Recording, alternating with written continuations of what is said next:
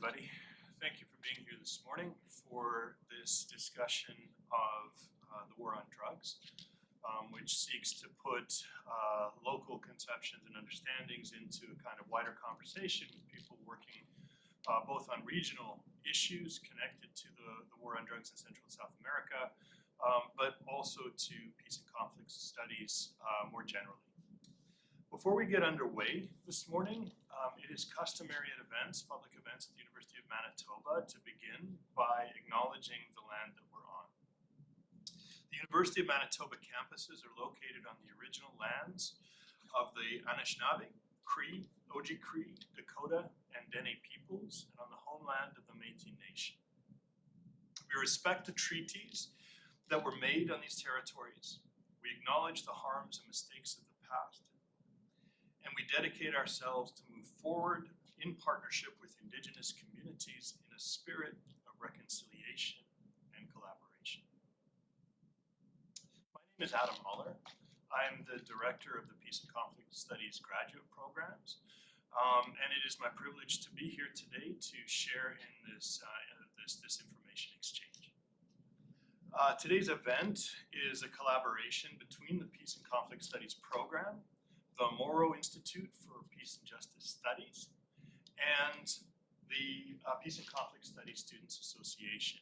My particular thanks in this regard go to Jason Brennan from the Mauro Institute and to Omar Tejada from PACSA, both of whom have done an enormous amount of work to pull people together, make the arrangements that have made today's event possible.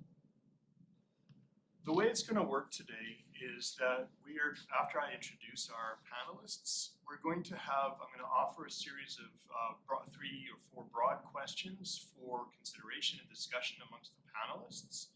After that, we will open up discussion to those in attendance, either remotely or here in St. Paul's College at the University of Manitoba campus.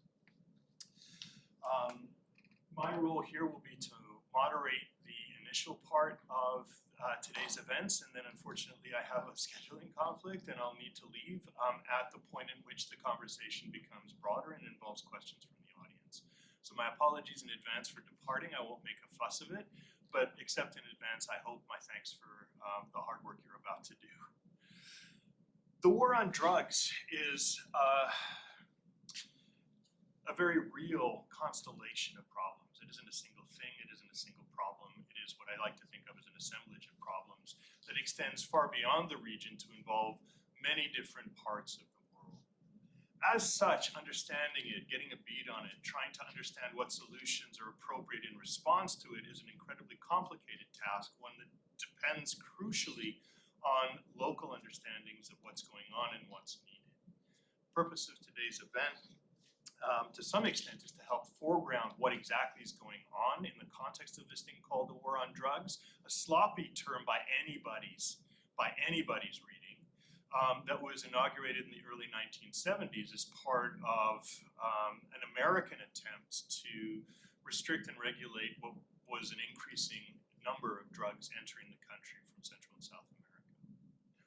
And like the war on terror, of course, the object of the war on drugs is radically underdetermined by the languages and policies of that war. And like the war on terror, the numbers of victims and the kinds of victims far extend beyond the confines of those producing or consuming drugs. These are large problems, and there are many different subtleties and nuances to understanding the situation so that we can generate the right kinds of solutions to them.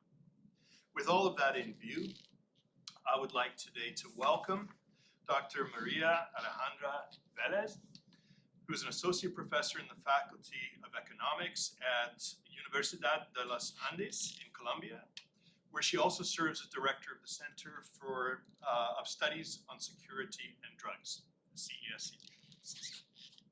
Dr. Vélez's areas of interest include environmental and natural resource economics, experimental and behavioral economics, and rural development. Dr. Vélez holds a PhD in resource economics from the University of Massachusetts at Amherst. I'm also pleased to welcome Dr. Laura Atuesta, who is a CONACYT with professor researcher. A CONACYT is the National Council for Science and Technology. She's a professor researcher, coordinator of the Drug Policy Program of the Center for Economic Research and Teaching, or CIDE, in Mexico. Her research agenda is focused on regional and urban economics, the study of organized crime, institutions such as the World Bank, the London School of Economics, the Inter-American Development Bank, and the Development Bank for Latin America. She earned her master's degree in economics and her doctorate in applied economics from the University of Illinois at Champaign-Urbana.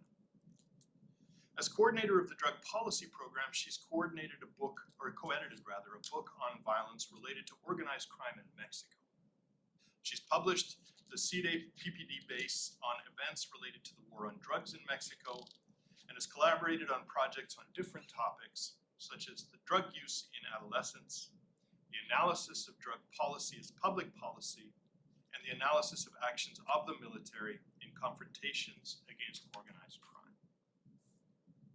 And finally, I'd like to welcome Diego Garcia Deves, who's a senior program officer for the Open Society Global Drug Policy Program, overseeing the program's Latin American portfolio.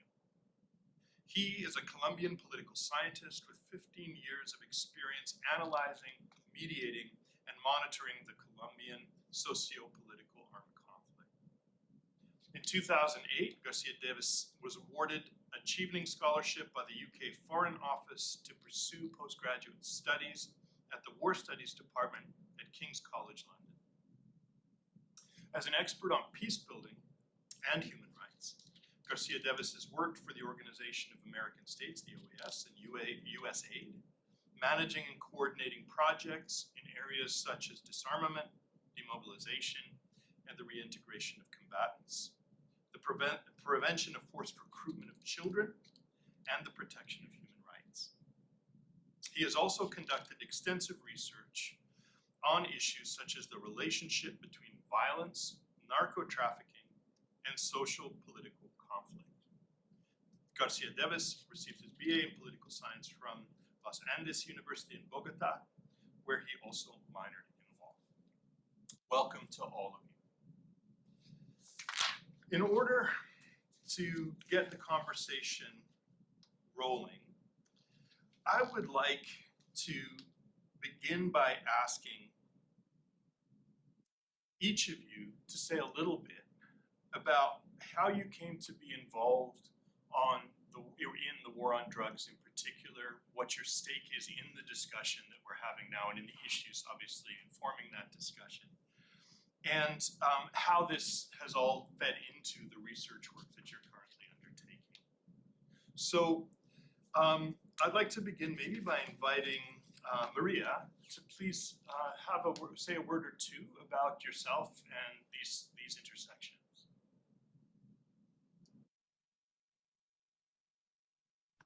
Yeah, sorry. Thank you for the words and for the introduction.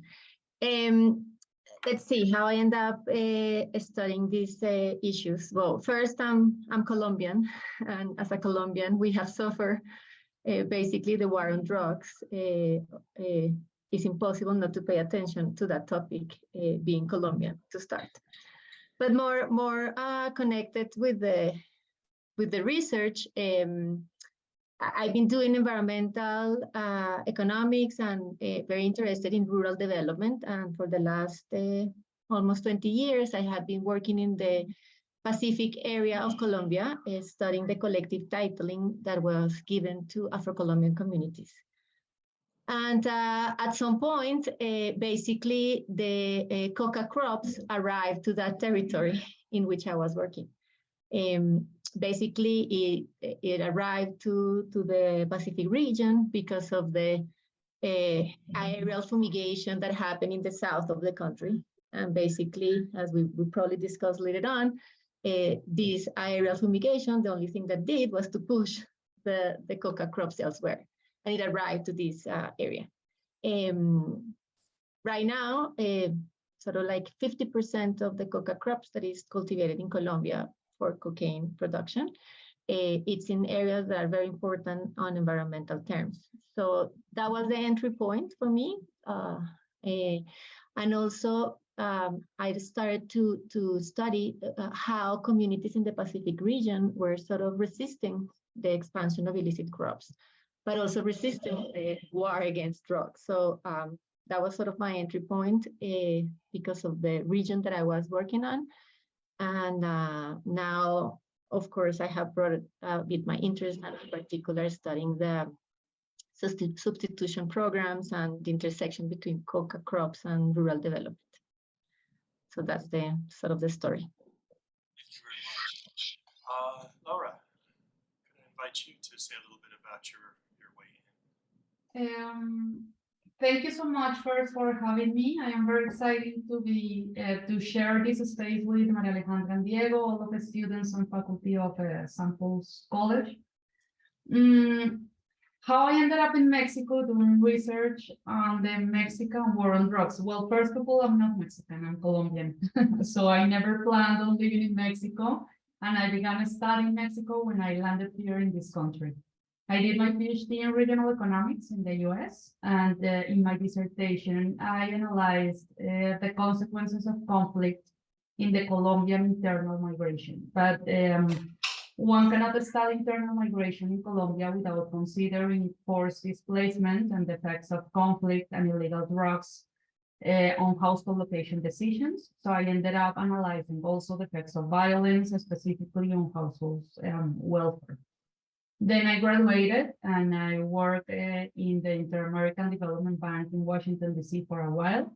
And I collaborated in the evaluations of citizen security projects in different countries in Latin America, but not in Mexico. And when I was working there, my colleague Alejandra called me and invited me to join him to build the drug policy program here at the Center for Research and Teaching in Economics in Aguascalientes, Mexico. This was the first time I heard about Aguascalientes. It was my first time in the city, and I ended up staying here for 9 years now with a Mexican husband and a Mexican baby. So I think I'm staying for good.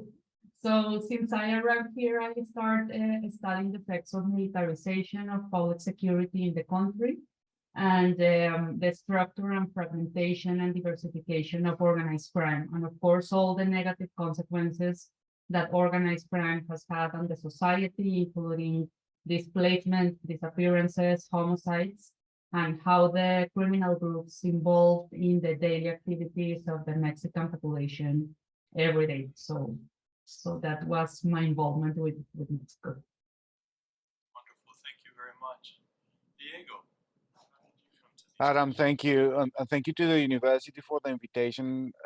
It's a fantastic opportunity to share our work, and it's fantastic that the university is looking at this issue from the peace building perspective, which is, I think, a key element to amplify our perspective on the war on drugs and its effects.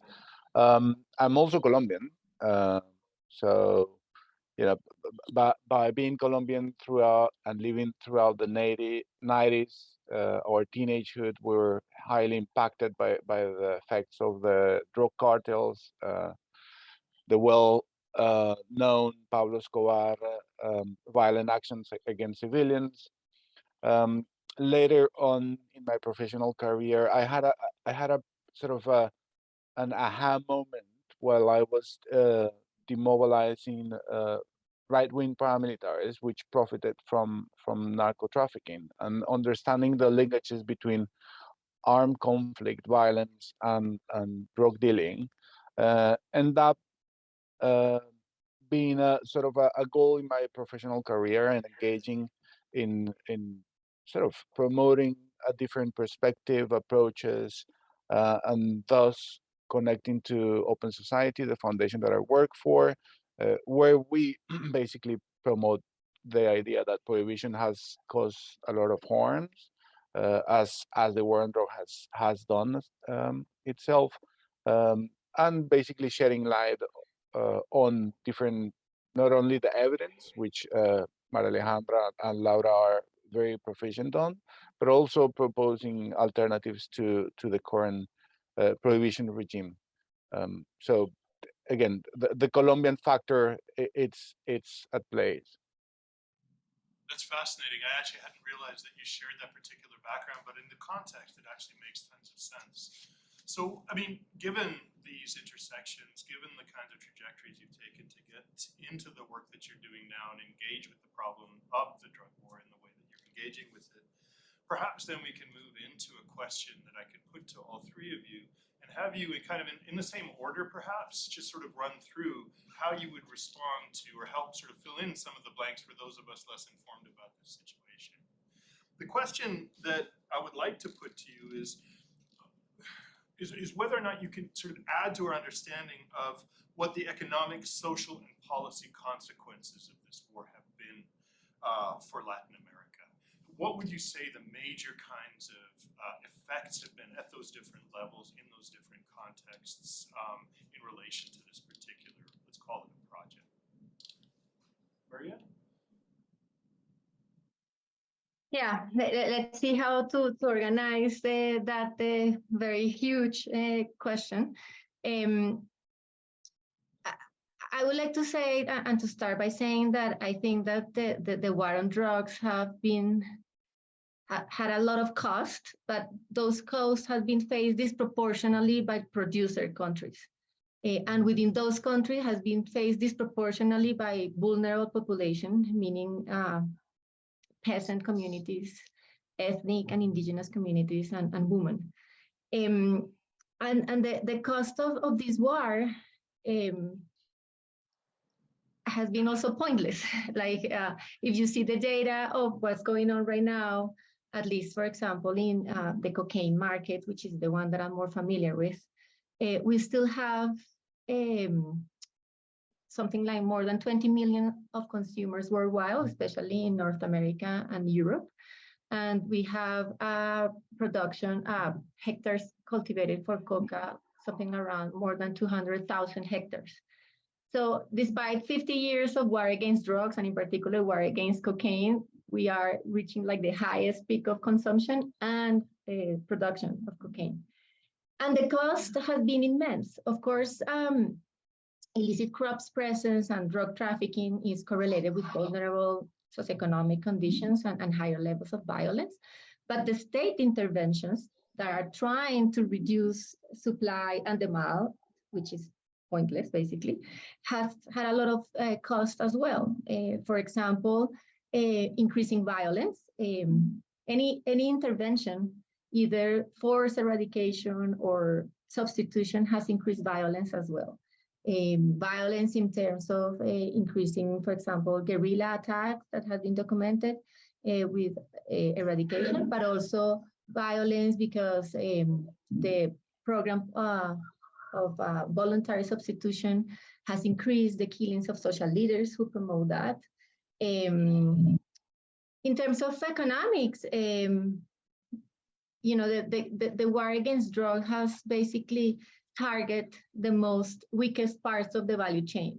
So the focus has been, for example, how to reduce hectares of coca crops, and who is the population who is facing those costs are peasants, basically. And anytime that you have introduced any source of eradication, that implies shocks, income shocks for those communities that are in a vulnerable socioeconomic condition.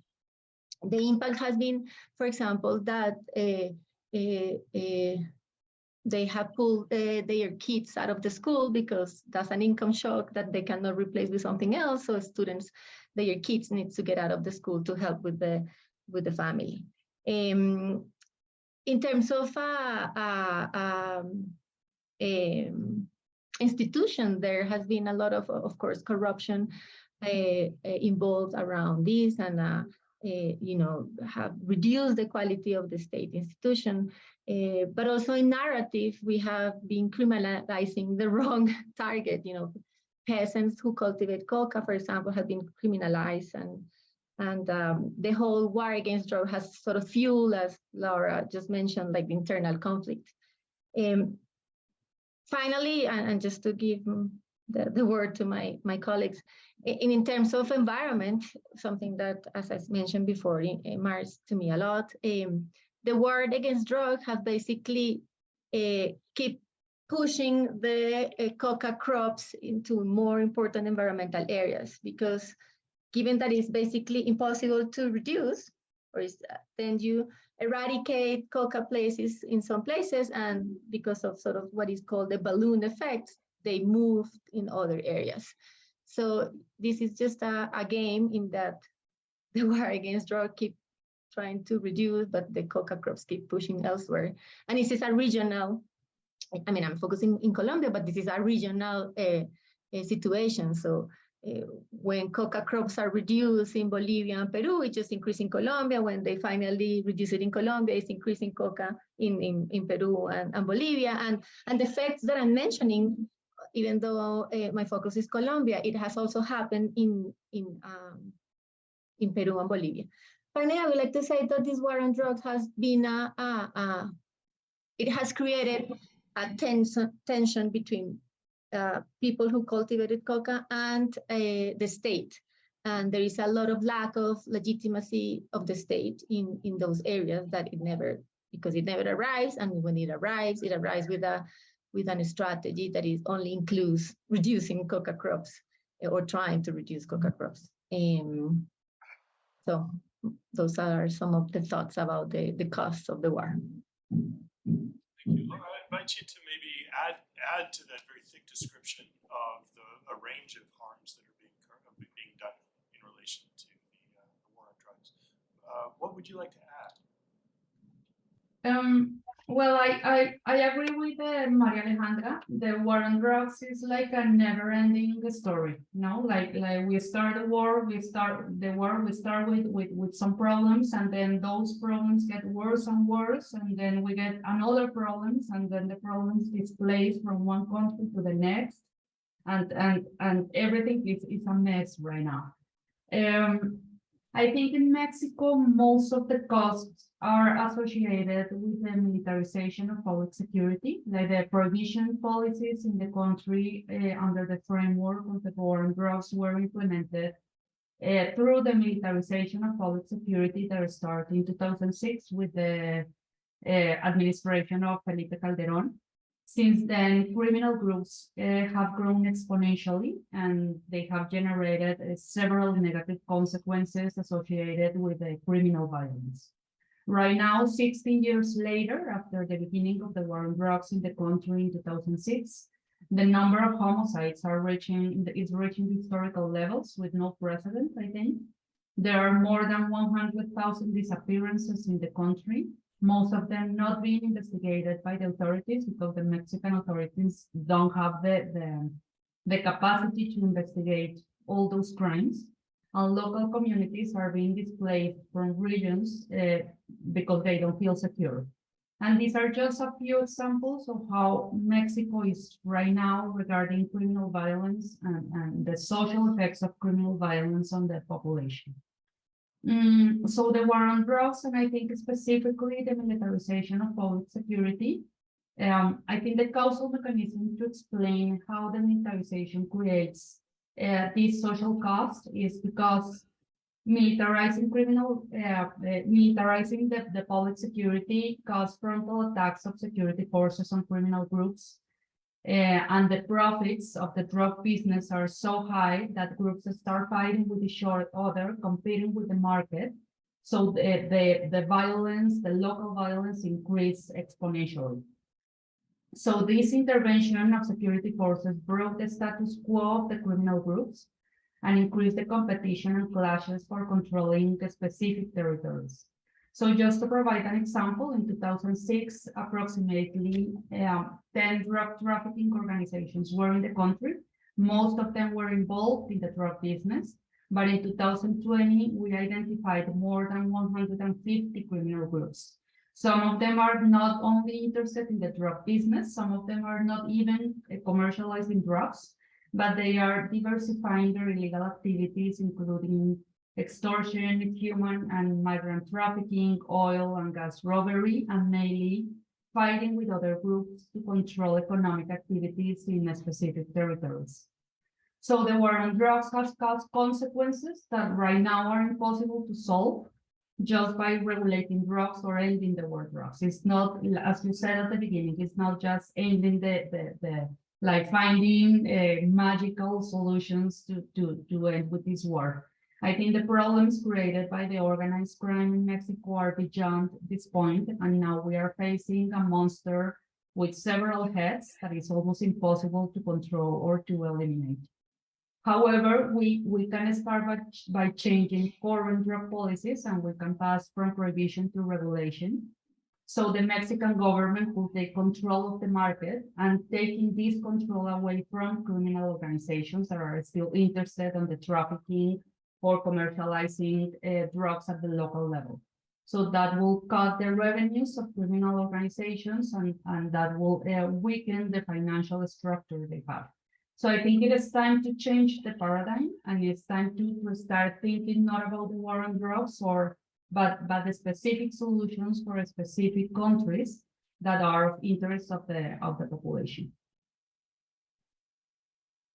It's fantastic. Actually, I'd like to pick up on a couple of those points in the next round of questioning as well, particularly what you have to say about solutions. But for now, I'd like to see what Diego could sort of add to round out that consideration of the problematic. Thank you, Adam. And adding to what my colleagues said, which are super proficient being economists on numbers, I'd like to add the policy perspective to it. The UN drug control system has been in place for more than now 50 years. And it has failed to control production and use of drugs. Actually, the UNODC, the Agency for Drug and Crime, has called the unintended consequences of the actual regime, including human rights violations, violence, corruption, etc. But I said I'd like to sort of trim down the analysis to policy, which basically, to me, what the current regime has done is limited the capacity of the state to innovate on public policy. This means sort of an inertia on policy design and policy development. We still see governments using penal law and criminal policy, and as Laura says, militarization tactics, even counterinsurgency approaches to deal with a very complex and multi-layer phenomena, as you said at the beginning, Adam. Drug prohibition has manifested again in an oversimplification that is not looking at the root causes of these issues. Drug cultivation, production, and trafficking is mainly driven by poverty, inequality, discrimination, obviously disenfranchisement of vulnerable populations. What we're seeing here is, again, that inertia that is not allowing to approach the issue from a more nuanced perspective, which can actually offer integral sustainable development or even peace building elements to try to deal with a very complex issue that's manifesting mainly, as María Alejandra said, in the Andean region, the Northern Triangle in Central America, and Mexico, as Lara explained. Instead of the drug control regime focusing on individuals, families, and communities that have been disproportionately affected in our region, I like to emphasize the fact that governments are limiting the capacity to address those enabling factors. State responses in this fragile context designed to suppress especially the drug market at source, what are doing are exacerbating these situations. We see even further effects on, for instance, deforestation or the environment by trying to push and pressure producing communities such as coca farmers. We can also talk later about the drug regulation as a potential test or innovation policy that governments can test, but I'll argue that we're years too late in the sense that drug criminal organizations and criminal organizations have been able to leverage their capacity to control other illicit economies. So if we think about drug regulation as a silver bullet to sort of solve all these elements, we're a bit too late. I hope we can discuss other alternatives later. But again, I'd like to revisit the idea that the government is just single-minded and is working or basically moving in an inertia sort of mode around policy issues. Thanks for all of this, and I think, if you don't mind, I think in terms of what I took away from the comments that were given, I thought that the idea of the war on drugs as a kind of never-ending story was significant, partly because it suggests that whatever is going on is not to be mapped onto a narrative of progress at all. There may be differences in approach, but nothing has really served to move the problem towards a solution, yet it's a never-ending story. I also thought it was significant in your responses that you highlighted the extent to which the harms of the war on drugs were differentially experienced. Particularly, it's the case that the people with the least resources are the ones who bear a disproportionate weight of the problem. And this, of course, complicates anything like a solution, because at least if that solution is going to be top down. And I think there's this other sense that you managed to all convey that the harms of this war on drug are infectious. They're not easily contained. They're not nationally contained. They move. Like, this is a problem that's mobile.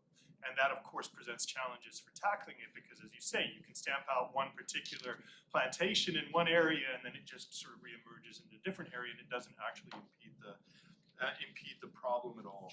And to some degree, I think this is Diego's point about things being too late. There's already a machine there, and the machine is producing drugs, and it's damaging lives. And to interrupt the working of this machine requires interventions on many different levels at once in order to be successful. And to some extent, the window within which it was possible to make a comprehensive response to the war on drugs has, as Diego suggested, narrowed minimally, but perhaps even closed entirely, which requires us to sort of look for a new kind of paradigm.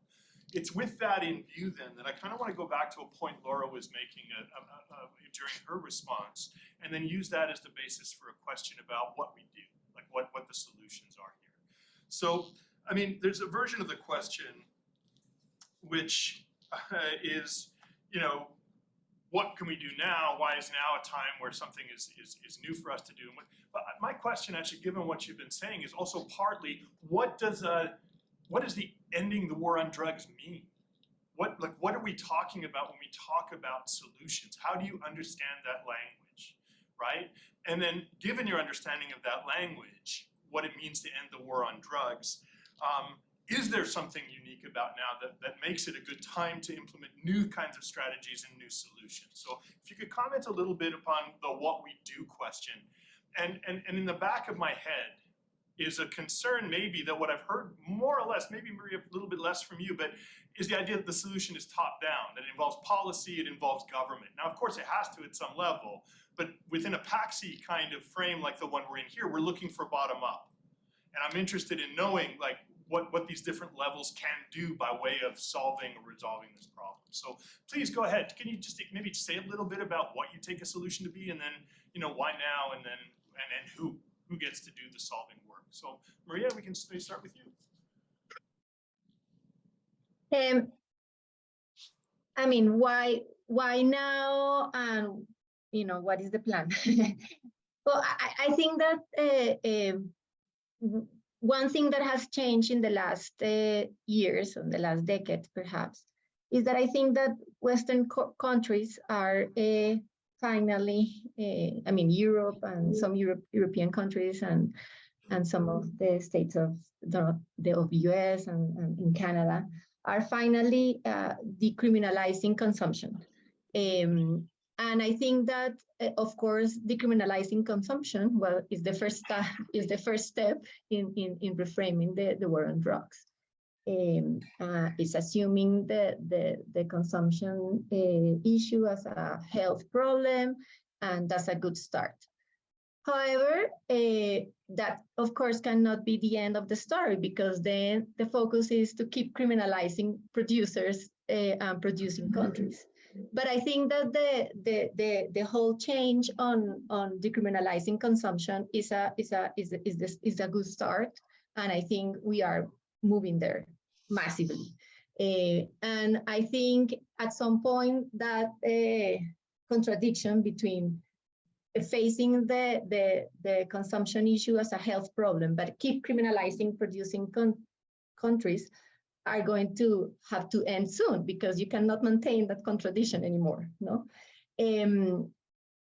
So I think that, of course, each drug, when you talk about war on drugs, we are putting together all the drugs in the same package, and we have to start unpacking that, because I think each drug needs to be treated differently. But I think that what's going on with cannabis, it's an important starting point to start changing the discussion. In most of US and Canada, the use of cannabis is legalized or regulated by now. In Colombia, we're still, actually, it's still illegal to produce cannabis where you can use it. So I think that the cannabis market is the starting point to start to change the narrative against the war on drugs. And it's basically, in my view, a pilot of how we can deal with other more difficult drugs, such as cocaine. And I think that, of course, the international arena is not ready yet to talk about cocaine, or some of the international politicians and governments are not ready. But I think that we are reaching a point in which we have to start making that conversation, and we have to start designing the institutional environment to get to that point.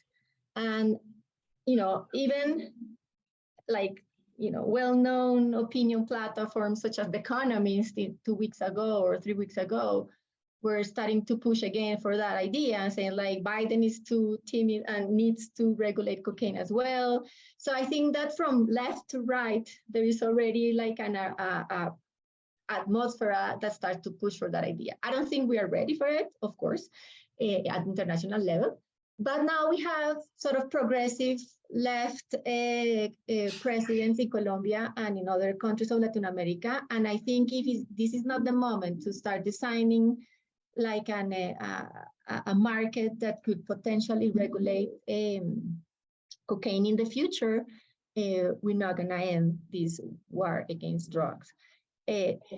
However, as Laura mentioned, if we regulate tomorrow, it's not going to happen, but if we regulate tomorrow cocaine, we're still going to have to deal with the criminal groups that are already set up, very strong, with or without cocaine. But I think that by reducing the price and the incentive of the legal market, we're going to keep taking rents out of these criminal groups, and we're going to start reducing all the other costs that we mentioned. So I think that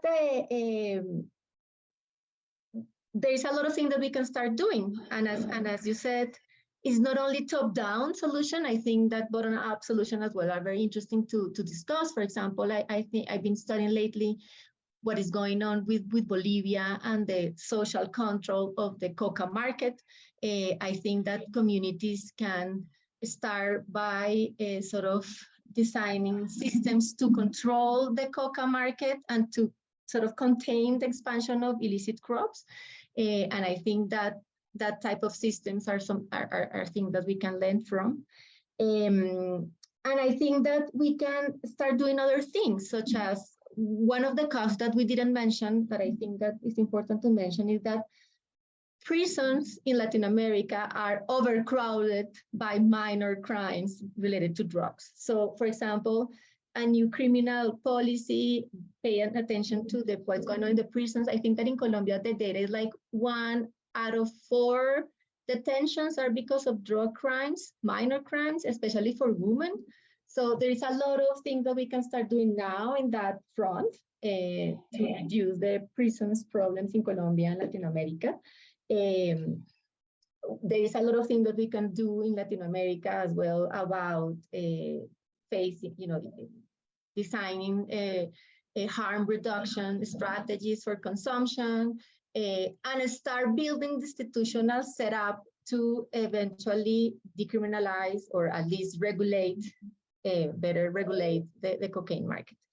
The other thing that we didn't mention that I think that is important to also start pushing in this new narrative of war on drugs is that the war on drugs have prevented us from studying an amazing plant, which is coca. So we have equated coca and cocaine, and because of the war against drugs, we haven't been able to do research on coca plant, which is a plant that has a lot of other uses. So also a new narrative on drug policy is to start differentiating cocaine from coca and defend the plant and start to do research about that, which has a lot of amazing possibilities in medical, nutritional, food industry, etc. So I think we are in a good moment. We are far away from regulating cocaine yet, but I think we have to push for that, keep pushing for that, and keep sort of working on the details of what could look like, you know, a market for cocaine. And I think there's a lot of already data. You know, the people who are against this are thinking about everybody's going to start consuming and everything's going to go crazy. And I think that there's a lot of already data about that, for example, based in the Portugal case, but in other countries, that regulation doesn't mean increase of consumption. So we need to do a lot of also pedagogical activities here to explain that regulation is actually the way to reduce all the cost against drugs, but also to have better system of prevention and a better system of a health approach to this issue. That's fascinating, very interesting. Thank you. Go ahead, Laura.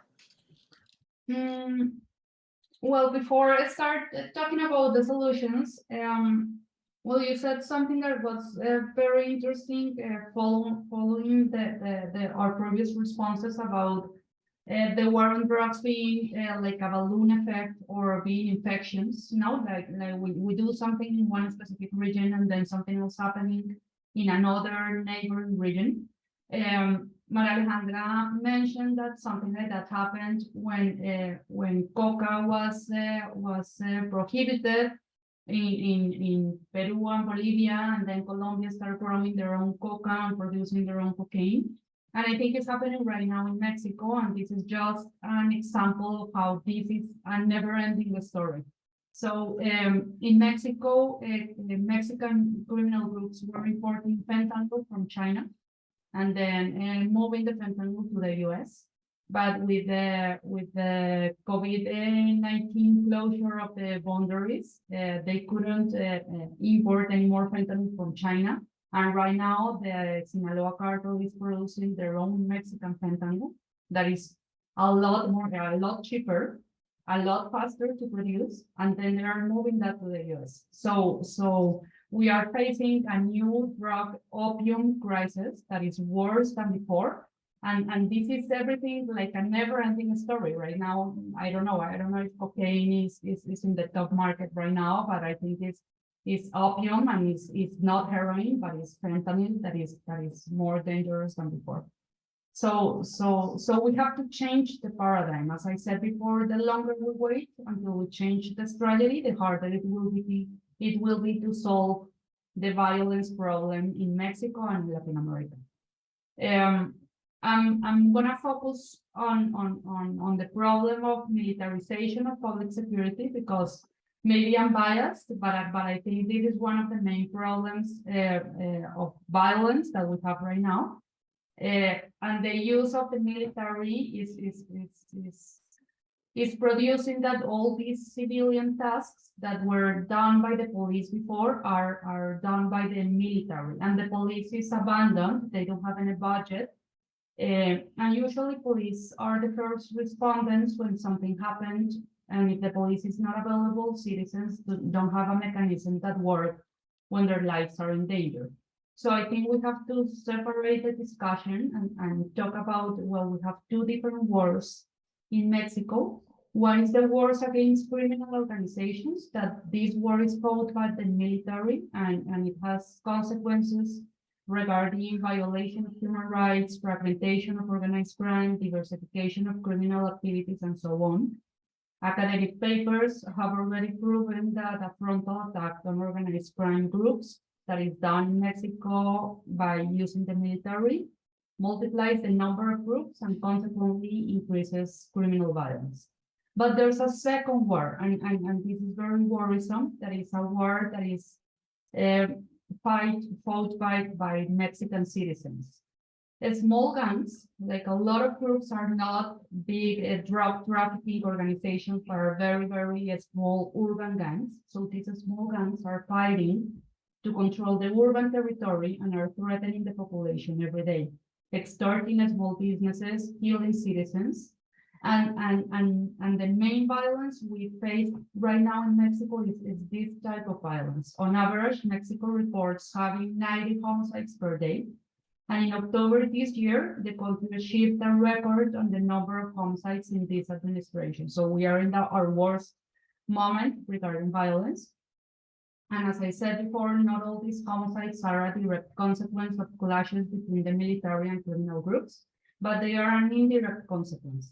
And since the military is in charge of public security, there's no police forces to face these problems. They are not doing their job, and criminals are killing in the streets with complete immunity. I think everything is a consequence of the war on drugs. So if we don't change the strategy right now, criminal violence will keep rising and rising in the country. And I think we have to implement different changes in the Mexican drug policy to reverse all this social chain damage caused by the war on drugs. So first, and my María Alejandra already talked a lot about this. I think we need to change the drug paradigm and we need to regulate drugs. So there's a lot of studies talking about differentiating drugs and regulating drugs in different ways. As María Alejandra said, I think we are not ready to do this, but I think at some point we have to do it. So we have to start with cannabis and then maybe cocaine and then maybe heroin, but we need to think about different regulation strategies for every single drug. And by doing this, I think we will take control of the market, or the government will take control of the market, and it will affect directly the financial structure of criminal organizations. Second, I think the Mexican government will need to pay more attention on the arms trafficking business. Authorities here in Mexico are focused on the merchandise that is traveling from south to north. So if you go to the US by car, you find a lot of checkpoints, but if you go north to south, security checkpoints are almost inexistent. And a lot of arms and weapons are crossing the US-Mexican border without any supervision.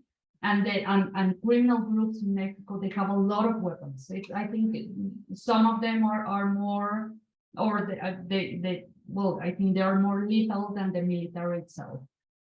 Third, I think we have to pay more attention to money laundering. I know it is difficult, and I'm not an expert, but criminal organizations have a lot of money, and money from revenues from their illegal activities in the country and from the drug business in the US. And with this money, they are recruiting new members, they are buying more weapons, and they are controlling complete territories, imposing their own governance. And finally, I think Mexico needs to invest in its police forces and in the civilian forces. So the militarization of public security has increased violence, has multiplied criminal groups, has increased violations of human rights.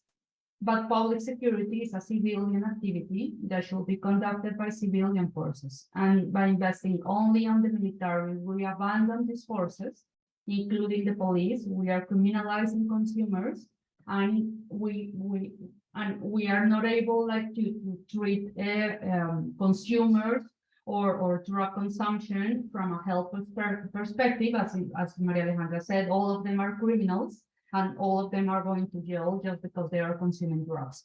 So consumption is not a big deal in Mexico right now. Of course, we have drug consumption. I think the main problem is violence regarding organized crime. But by treating everything from a military perspective of the public security, we are unable to change strategies and to treat consumption in a different way, to invest in police forces, and to solve this like criminal violence problem that is affecting right now the population. Just so much there. Let's see what Diego has to say as well, and then I think we're going to open things up to the audience so that we can maybe have a more free-form kind of discussion. So please go ahead, Diego. I'll try to be brief to open up to questions, but I'll try to answer by saying there is the need to do a hard stop on what we're doing. Basically, we need to rethink and stop that inertia on public policy. And I'll give you two very concrete examples. The U.S. Coast Guards, as well as the Canadian Coast Guards, are patrolling international Pacific waters and are detaining anglers or fishermen, artisanal fishermen, carrying cocaine from or transporting cocaine from Pacific shores in Ecuador, Peru, and Colombia. They are detained and brought in front of U.S. Courts. They disappear for a number of years. There are at least 500,000 children with a parent that's been imprisoned, as Maria Alejandra was saying, either in a U.S. Jail or in a Latin American prison for a minor offense on drug trafficking, non-violent drug offense, and that creates again that inertia of effects.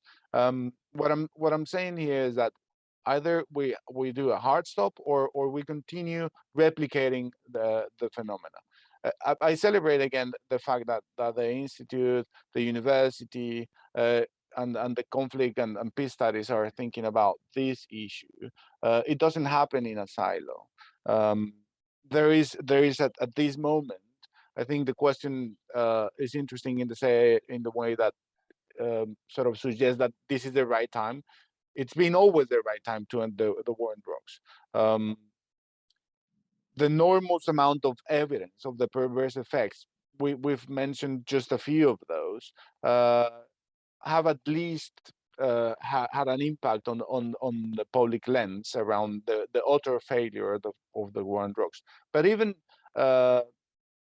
countries like the US government, which has promoted these approaches for many decades, published a couple of years ago the Western Hemisphere drug policy report produced by a bipartisan entity, in which was very critical of the current tactics. Obviously, this is difficult to implement in the sense that we have a massive, for instance, bureaucracy, DAA, the International Narcotics and Law Enforcement Agency, continually promoting forced eradication, criminalization, interdiction, or even tactics such as the high value targets, which again had very perverse effects on criminal governance in Mexico, Central America, and Colombia. We're now seeing spillover effects in the rest of the Andean region, where these criminal organizations have gained control. Our colleague Omar recently shared a piece that shows how criminal organizations in Colombia are now operating from Peru, or the Ecuadorian prisons are also being sort of hijacked by these criminal organizations. Again, if the peace building sector sort of offer tools and mechanisms that can, from, as you were saying, Adam, bottom up, understand the root causes and consult with stakeholders and propose different approaches, such as applying DDR or even transitional justice mechanisms to address these issues, will be moving forward from the current state of affairs. So that's exceptional, and it would be my great pleasure to stay here and talk more to all of you about this, but as I say, I have a conflict. For those of you who are attending online and wish to direct questions or ask questions of the panelists, please, Jason is going to explain exactly how that's going to work, and I'm going to turn things over to Peace and Conflict Studies graduate students Omar, Tejada, and David Porter, and they will be moderating the discussion portion of the program. So my great thanks to you personally, and good luck with the rest of the event. Thank you. Thank you, Adam. And so we invite people who are online to raise their hands, and we will recognize them and allow them to speak. And Dave Porter will handle the questions in the room. And in terms of the panelists, I invite you to just jump in. If it's a question that seems you've got a quick answer to, feel free to just hop in, and we'll see how it goes. That's okay. And so I open the floor inside and online for questions. Yeah. And we'll start with Ernesto Cardenas. Should I take my Yes, mask? Ernesto, I think it'd be easier. It's just speaking. Do I need a microphone or something? No, they can hear you. Okay. Well, my name is Ernesto Cardenas. I'm also from Colombia, and I want to thank all the panelists for the discussion. And I have two questions for you. I think there is a consensus that we need to change and have a new view for the war on drugs. Let's focus on military and the military component, including the criminalization of producers, and working more on grassroots and peace building facts. And with that in mind, in that regard, what would be your opinion? I mean, do we have as Latin Americans enough political power to suggest that different view at the problem? I mean, the Colombian president recently tried to do something in that regard at the United Nations, and I see that there were a lot of critiques. Do we have to wait until the great political powers change their view, or can we do something for changing the view and focus the war on drugs more on social justice issues, peace building problems? And the second point I want to make is I lived by 5 years in Cali, and as you know, it has been one of the cities that has suffered the most this problem of wars, and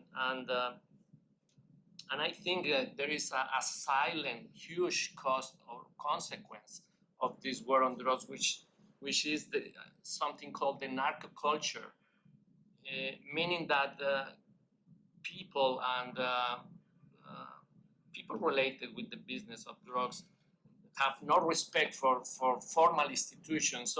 So we end up with the worst possible combination of institutional settings, which is very weak formal institutions, but very powerful and strong informal illegal institutions, which have increased level of violence. So in a certain way, the narco culture is making violence rise. So our way to solve problems has become more violent and less regulated by justice systems, for instance.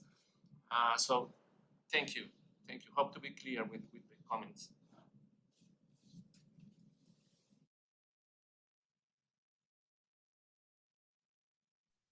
If I don't know if I can say something about the first question, and then maybe Colombian experts can talk about the second one. Yeah, well, about the militarization of public security, you are right. Like every time we talk about taking out the military from the streets, a lot of people say we cannot do that because we are not ready to solve the problems without the military. But I think the problem, at least in Mexico, what is happening right now is that we are putting all our eggs in the same basket, as we said in economics, that we are just investing on the military. So every single penny goes to the military budget, and they are abandoned completely the police forces. The situation in Mexico is more complicated because we have a federation here, so there's a lot of police forces like municipal police, state police, and so on. It's not like in Colombia that is a national police. So the municipal police, for example, we have more than 2,000 municipalities. So municipal police forces, they have very, very low salaries. They don't receive any training at all. Some of them, they don't even receive weapons or uniforms. And by investing only on the military, we are abandoning all these forces and we are following a path with no return. Like if we don't invest in police, we are not going to be able to take out the military from the streets at any single point, and all these violation of human rights, etc., will keep going. So I think it's a transitionary path. Like we have to keep the military in the streets for a while, but we have to start doing something with the police forces. And maybe in the midterm or long term, the military could get out of the streets and the police could take again civilian tasks. I think, well, that's the perspective from Mexico. I don't know. I know that Colombia is demilitarizing the police, and I think it's very interesting. And I think we have to wait and see what's happening with that experiment that is going on right now. Yeah, I would like to react to first of all with your comment about the narco culture, and I think that the narco culture or the narco politics or narco everything is a reaction to illegality, and I think that we already saw that with the alcohol market and the whiskey market when it was illegal. So I think that this way to solve problems, it's a result of illegality.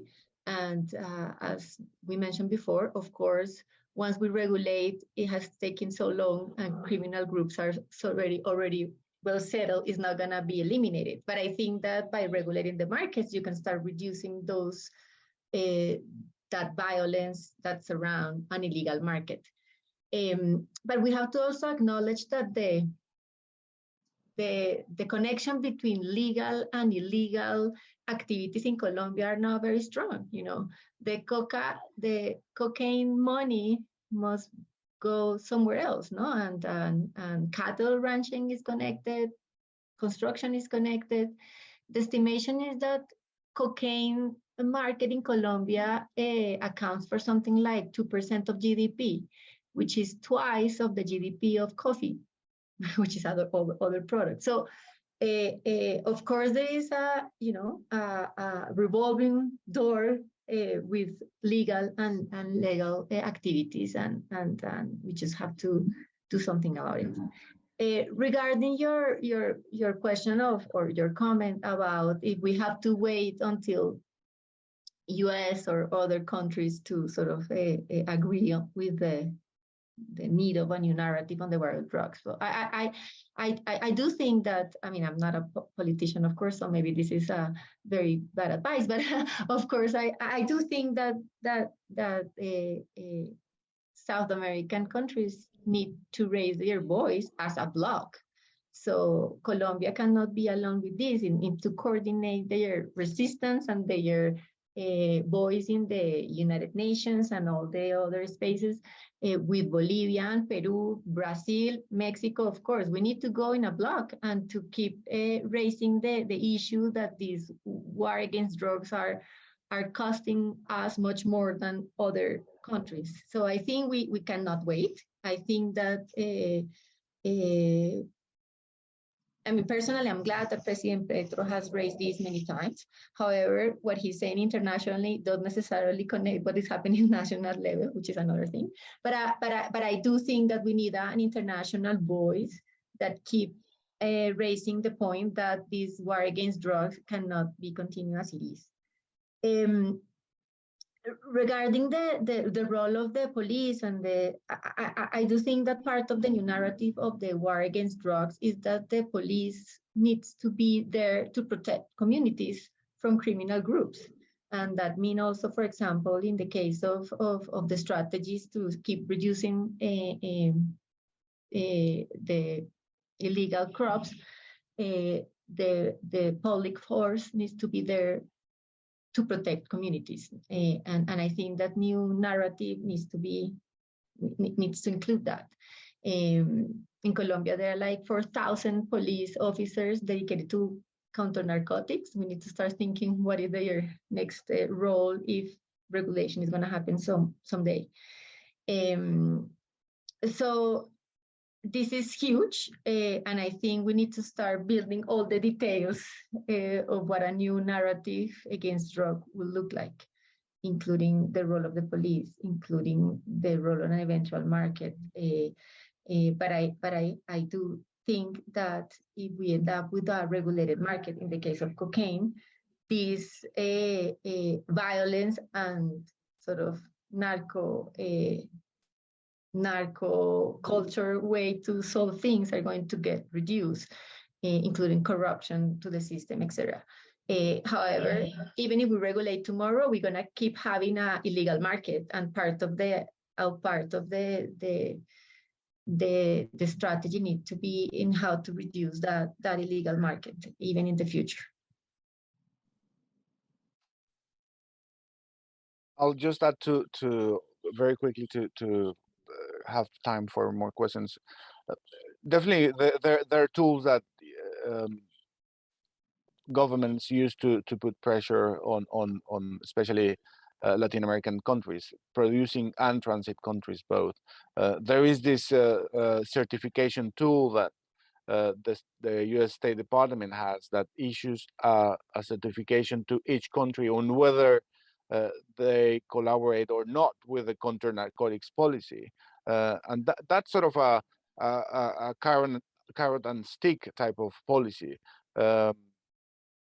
So we have to overcome that type of approach, and I agree completely with Maria Alejandra that has to come in a more sort of regional and cohesive block from the region. But as well, the fact that Laura has pointed out that the military is even internally is so used to receiving enormous amounts of budget to conduct counter narcotics. It's one of those perverse incentives to internally change that inertia that I was referring to before. So I think there are two different dimensions around this issue. First, the international pressure, and second, the domestic pressure from some of these institutions.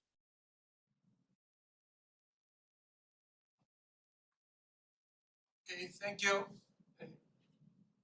My name is Omar Tejada. Thank you for being here. I have a question for the panelists. I don't know if you can explain a little bit or elaborate this kind of again perversion system where mainly the peasants in the Andean region are suffering.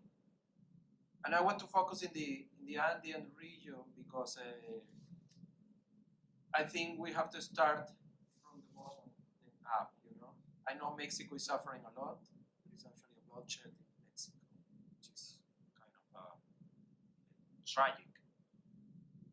But in the Andean areas, the peasants, as Maria Alejandra said, you know, they are suffering a lot from not only economically, but discrimination and other things. And the question is basically how to give peasants cultivation alternatives in areas without proper infrastructure, normally located in social and geographically challenging environments, and where the lack of the state is the norm, not the exception.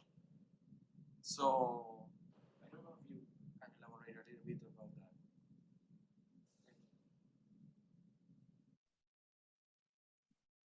Laura and Diego, do you want me to?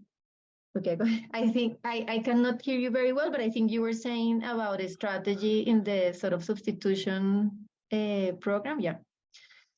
Well, I think that, I mean, we have to acknowledge that the substitution programs are also part of this prohibition framework. So I think that to start, we need to also reframe that policy. And I think that the first thing is that we should not think about substituting one product for another one. I think that coca crops to start is a result or a symptom of a rural problem issue. So I think that the focus of the drug policy should be to transform the realities and the economic conditions of the people who live in these areas, independent of coca. So there is a lot of things we have to do with or without coca: land titling, infrastructure, public good services. So while in the prohibition framework, we have to focus on the rural development and the strategies that we need to do that. And that's something that, at least with this administration, with the US administration, is something that they have opened up. That is like, it's more like a rural integral type of approach, instead of just one crop for another one. However, as I mentioned at the beginning, and one thing that I keep mentioning is that right now, in the case of coca crops, 50% of the coca crops in Colombia are in areas that are environmental, strategically important, national parks, collective ethnic territories, etc. So there in particular, you cannot have a rural approach or a rural development approach. We need a more comprehensive approach, including like environmental concerns. So I think it's a mistake to think about to substitute one product for another one. I think we need a more integral strategy, including rural development, but also environmental dimension, and to start solving those issues that implies increasing the quality of life of those communities, instead of thinking about substituting one product for another one. That by now we already know that that's not going to happen. So we have tried that as well for 50 years, and people just don't substitute because coca is the most interesting thing to produce. It's the only product that is globally connected, with very few cost of transportation, and it's a very easy thing to produce. So I think that the strategy should be more like the rural transformation of those areas.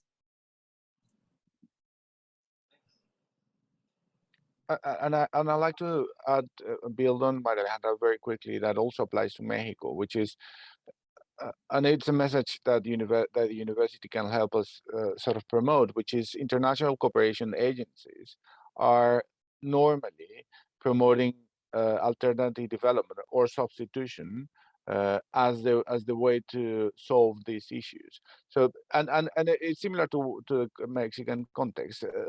International cooperation dictates in many instances how the governments approach these phenomena. So we definitely need a change in how these agencies offer their support to our countries. Let me add a little bit about what Diego said, and about this question that, of course, well, in Mexico, we have also the problem with the peasants that are growing opium in one of the poorest states in the country. But what is true is that this violence and this war that is facing by Mexican citizens is not homogeneous to all the population, and of course it's focused in the most less advantaged or disadvantaged regions in the country. So I think one thing we can do, and I want to connect this question also with a question online about what we can do, what social resistance, what we can do to as civilians, right? So I think in Mexico, we try also always to say that the war is not against us.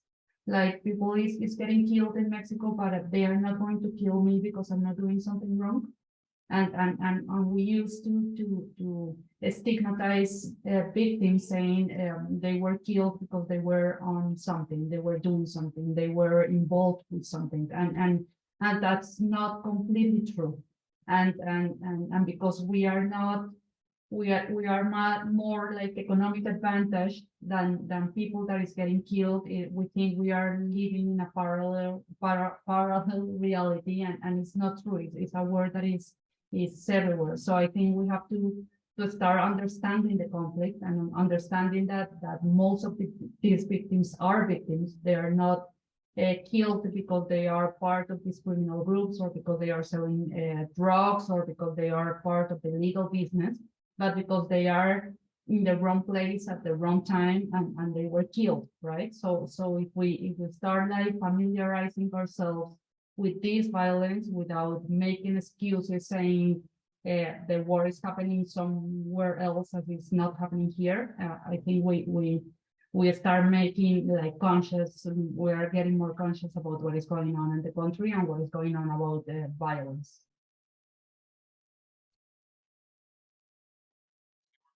Kind of at 11:15, but perhaps we can just take one more question. And if I may, I'll take something that's been given to me online, and I'll bring voice to the question. And it's not to throw cold water on some of the progress that has been made, but there's a certain reality about what's going on in the United States in terms of its polarization and the Congress that might come into being in a very short period of time, led by the Republicans. To what extent, and you talk about decriminalization on cannabis and things like that as positive steps in consumer markets, those are all good things. But the reality is that, you know, how much can actually happen in the war on drugs that isn't actually approved by the United States of America? And how much does, you know, ultimately the American concerns, particularly on the right about immigration and security, what kind of trade-offs are Latin American countries going to be forced into considering in the context of the war on drugs? How do you see that happening in the next few years, if I may ask that question?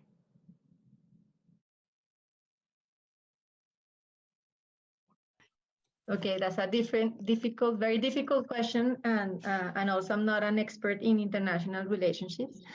However, I would like to take this moment to also maybe to share with the audience. We recently wrote a piece together with another 6 organizations working in drug policy in Colombia,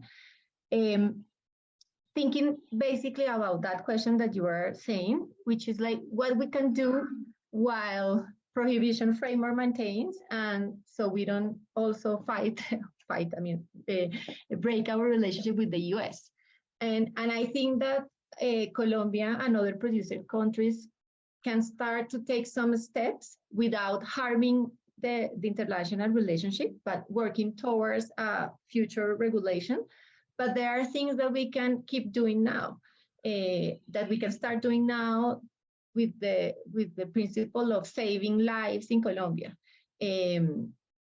One thing is all the cannabis market, that we have to regulate the cannabis market in Colombia that is also fueling the war in drugs and the internal conflict. And no one international going to oppose to that because everybody is doing it. So even there is some conventions out there, that's something that we can do. Also, there is a lot of things about criminalizing the coca producers, and we can definitely do something about that without harming international relationships and pushing the conversation to money laundering and criminal organization, as Laura was saying. Also, as I said before, there is a lot of things about criminal policies and overcrowded prisons that we can do a lot of things about reducing the people who are there for minor crimes, and setting up the whole institutional system and working out the details of what a regulated market will look like. Also, building sort of the relationship with the other producing countries, so we raise this voice that something that we need to change. And we have to start renegotiating our targets with the US. So as Diego mentioned, there is, also the fear of not getting certified by the US, etc. And for Colombia, we are like sort of the most important partner in the US in South America. So of course, there is a lot of work to do that. But there are little things that we have to start renegotiating. For example, Colombia has this commitment to reduce by 50% for next year the coca crops. That's not going to happen. We have to renegotiate that. within the context of a narrative in the US, saying that now the drug policy is going to be more integral, oriented to rural development, protecting the environment. So we need to start doing those small steps. At least US right now is not pushing us, for example, for aerial eradication. So there are, I think, room for getting new negotiation and getting things done without harming the international relationship. I mean, I think that Colombia is not in a position of being, excluded from the international conversation, but we also are in a position to start raising the voice that little steps need to be taken.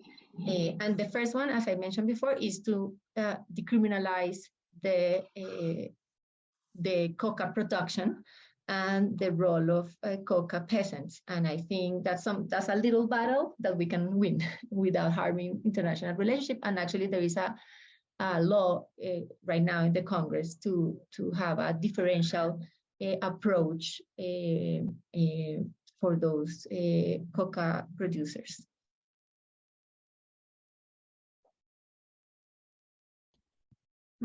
I think, well, for Mexico, it's kind of similar. Well, Mexico is the, I think, is the most important neighbor of the U.S. Well, just the border is the longest border the U.S. has. So I think it's very important to negotiate things jointly, but in terms of drug policy, this conversation hasn't been discussed in a two-way manner.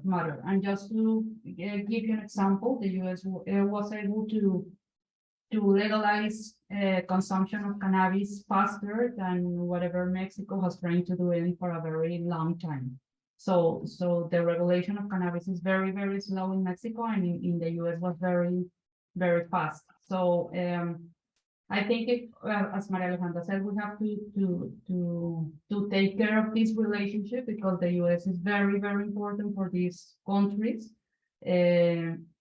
I think Mexico is in a disadvantage, but it has some strategies to try to force the U.S. to do whatever they want to do. For example, with the migration crisis and stuff like that, Mexico has trying to work this with the U.S. and try to use the migration issue as a bullet point to change some points on negotiation. But I think it's complicated, and I think that we are not working as we should to negotiate or discuss drug policy issues between both countries in a similar or horizontal manner, or something like that. And I'd like to finalize by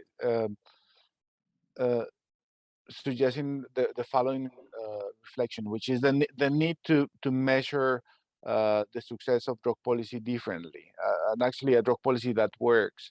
There is the need to design a set of goals, targets, indicators that actually can promote, protect human rights, integral and sustainable development, feed into the sustainable development goals, and actually speak to our countries and our realities. If we keep measuring drug policy success by the hectares that have been destroyed, the number of tons that have been seized, or the number of drug organizations that has been dismantled, we're going to keep committing the same mistakes. And Canada and the US both can contribute to that by regulating cannabis at the domestic level and still having draconian approaches to the international cocaine market.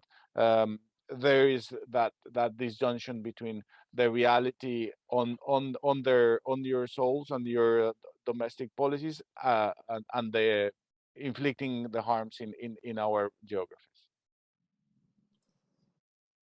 Well, I want to thank everyone for showing up. I want to thank the panelists for giving their deep knowledge of this issue. You certainly gave us food to think about on the systemic issues of this very important topic. The environmental issues were raised. the international cooperation that is necessary to solve this problem, and also the last point that Diego made there on the measuring, how do we measure success? That really points to one of the questions that was put out at the very beginning is what is a better way forward for us to deal with this issue?